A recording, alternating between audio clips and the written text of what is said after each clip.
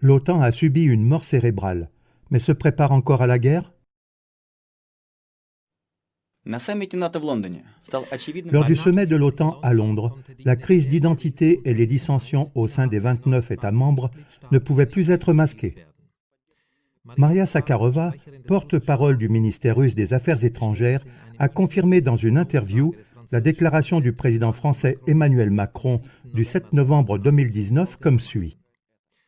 L'OTAN a subi une mort cérébrale et ce n'est pas surprenant. Mais ce qui est surprenant, c'est qu'un des dirigeants de l'OTAN l'exprime.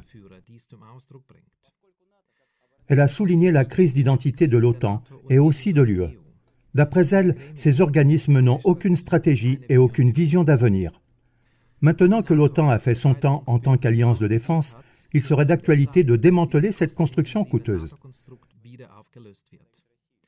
Les contribuables et les économies pousseraient un soupir de soulagement.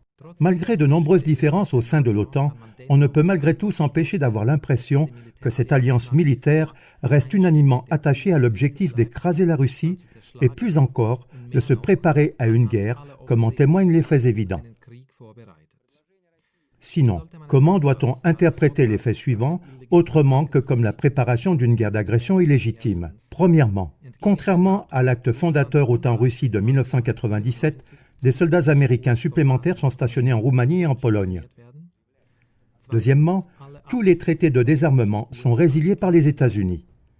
Troisièmement, la proposition de la Russie de suspendre le déploiement de missiles a été rejetée par l'OTAN.